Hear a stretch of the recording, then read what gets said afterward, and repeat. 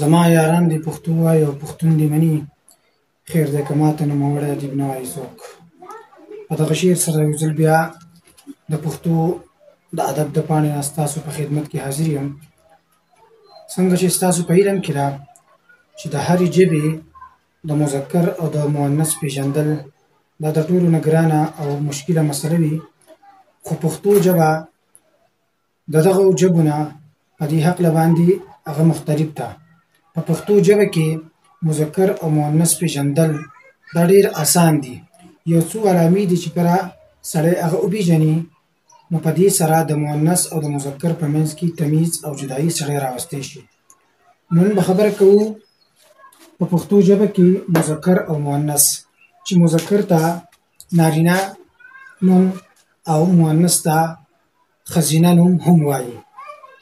نوم په اعتبار د جنسیت او د کیفیت سره دا په دوه قسمه باندې دی. اولی ته مذکر او دویم ته مؤنث، چې دې ته نارینه او دې ته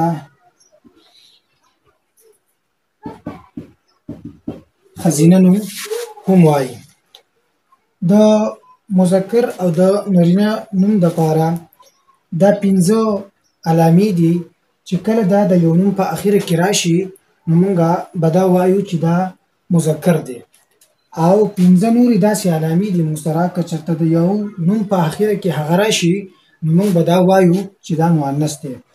د مذکر دپاره د ټولو نه اولنۍ چې کوم علامه ده هغه نرمه یې ده، چې موږ یې داسې لیکو.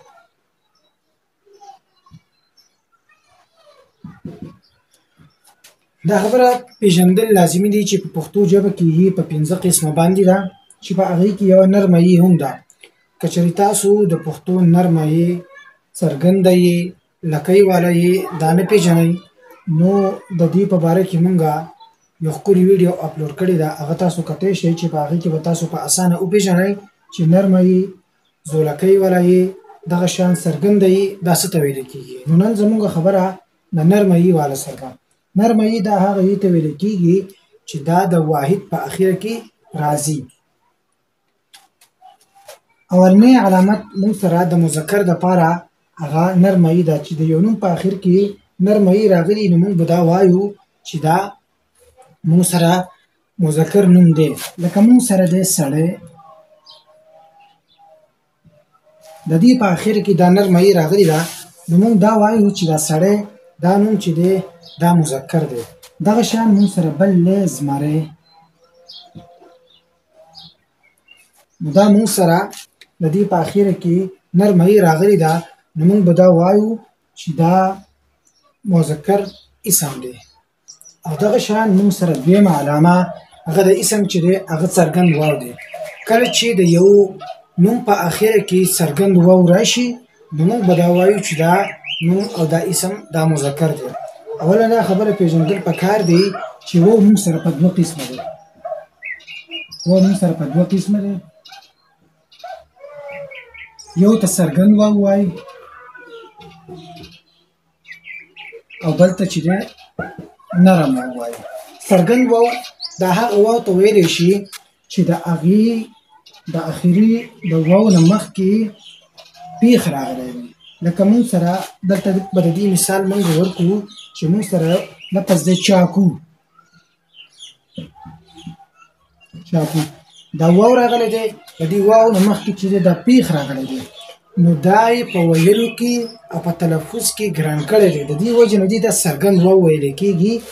نو هغه واو چې د هغې په اخره کې چې د هغې نه مخکې پیښ راغلی وي نو دا واو چې دی دې ته څرګند واو ویلی شي. موږ سره د دې مثال شو چاکو. دویم واو هغه دی چې هغه په نرمۍ سره ادا کېږي، او په نرمۍ سره هغه واو هله ادا کېږي چې د هغې نه مخکې زبر راغلی وي او زور راغلی وي.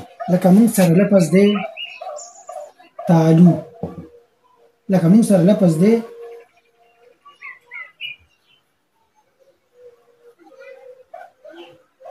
کنډو.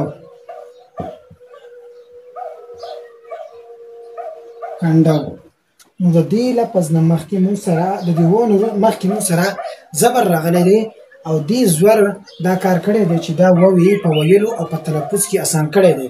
نو د دې وجې نه دې واو ته ویل کېږي نرم واو.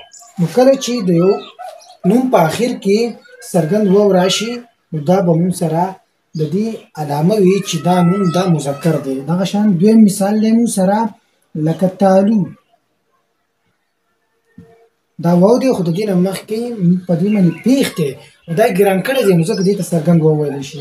دریم علامه به مونږ سره هغه کوچنی ها وي. ها په دوه قسمه ده، یو کوچنی ها او بله چې دی مونږ سره یو کوچنی ها هم په دوه قسمه ده.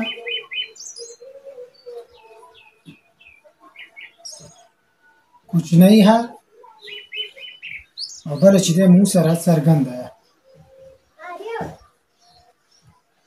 څرګنده ها نو هغه ها چې هغه د هغې نه مخکې زبر راغلی وي او هغه مخکې ټکی د ها نه هغه په زور سره ادا کول نه وي دغې ته به ویلی کېږي کوچنی ها. او چې کوم داسې ټکی وي چې هغې نه مخکې د هغه ها نه مخکې هغه ټکی په زور سره ادا کول وي نو دغې ته به ویلی کېږي څرګنده ها. لکه د کوچنی ها مثال زموږ سره دی تره،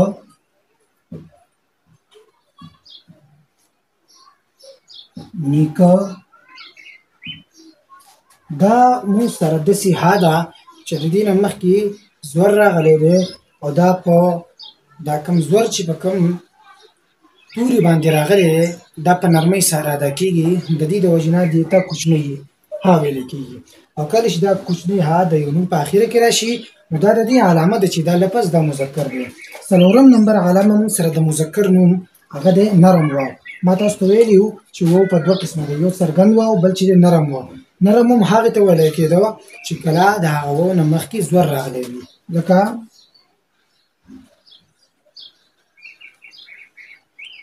پلو، لو، کنډو. پلو، لو او کنډو دا داسې الفاظ دي چې د دې نه مخکې زور راغلی دی نو دا واو په نرمۍ سره د ادا کولو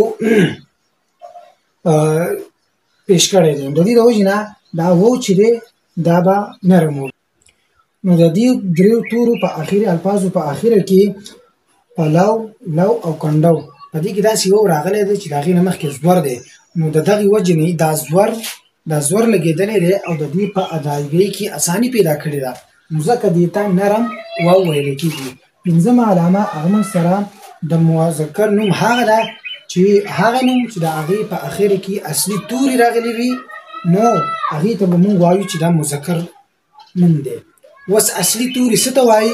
نو اصلي توري هغه توري چې هغه توري چې د هغې په اخره کې یا راغلي وي او د دغه یا نه مخکې الف راغلی وي یا واو راغلی وي او دغه یا په خپله باندې ساکنه وي نو دغې ته به موږ وایو چې دا اصلي توری دی.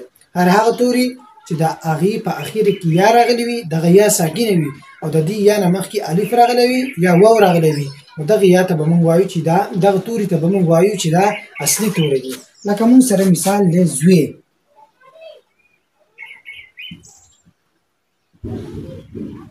زوی دلته په دې توري کې اخر کې یا راغلی ده اوږده یا چې ورته نرمه یا هم ویلی شي او ساکنه هم ده او مخکې له دې نه واو راغلی دی نو دې توري ته به موږ وایو چې دا اصلي توری دی. نو کله چې یا راشي او مخکې کې زور وي نو دې ته به موږ مخکې چې دی د دې نه واو او الف وي نو دې ته به موږ اصلي توری وایو او دا به علامه وي د مذکر. دغه شان موږ سره بل مثال دی زای. دا مونږ سره یا راغلی ده ساکنه ده او مخکې ته الف راغلی دی نو دې ته ویل کېږي اصلي توري. نو د دې کله چې د یو لفظ په آخر کې اصلي توری راشي دا به مونږ وایو چې دا مونږ سره دا مذکر نوم دی. راځو مؤنث طرف ته. کله چې په مؤنث کې دغه شپږ علامات کله چې په یو لفظ کې دغه شپږ علامات موجود وي مونږ به وایو چې دا مؤنث نوم دی. د ټول نه اولنې علامه چې ده هغه څرګنده ها ده. ما تاسو ته په ها باندې خبره کړې وه چې یوه ها کوچنۍ ده بل څرګنده ده. څرګنده ها هغې ته ویلی کېږي چې د ها نه کوم مخکې لفظ راغلی دی کوم توری راغلی دی دا په زور سره ادا کېږي لکه اسپه، اسپه، لخته.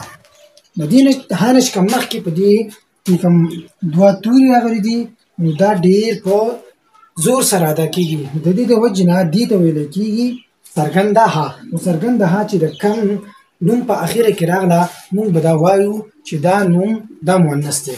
دویم نمبر موږ سره کومه علامه چې دا هغه لکۍ والا ده. ما تاسو ته ویلي یا په پنځه قسمه ده نو په هغې کې یوه چې ده هغه لکۍ والا یا یعنې په اخره کې دا سیرکۍ راغلي وي. دا یا چې په کم نوم کې راغلي وي موږ به وایو چې دا مؤنث دی. لکه موږ سره مثال دی ډوډۍ.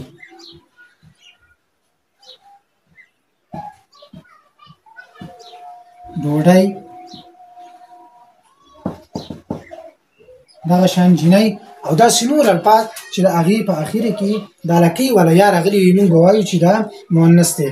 او درېیمه نښه او علامه موږ سره چې کوم نوم به مؤنث وي هغه دا ده چې د کومې په اخره کې الف راغلی وي لکه جړه،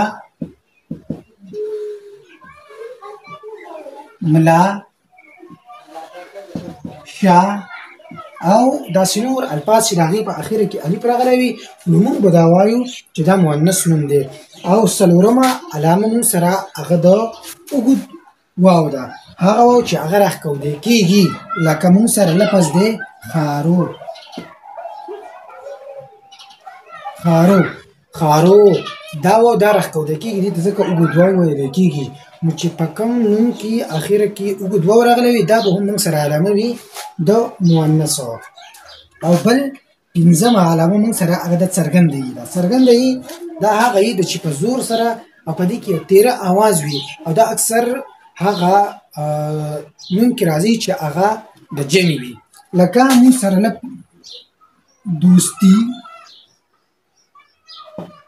دوستي نو د دې په اخره کې څرګنده یي چې د هغې نه لاندې دوه داسې ټکي راغلي وي پرله پسې نه وي بلکې یو بل څه اخوا دېخوا ټکي وي نو دې ته ویلی کېږي څرګنده یي. دا چې د یو نوم په اخره کې راغلی وه دې ته به ویلی کېږي چې دا مؤنث نوم دی. بل مثال موږ سره دی ما تاسو ته ویلو چې دا اکثر دا د جمع لپاره راځي دا څرګنده یي. لکه سړي،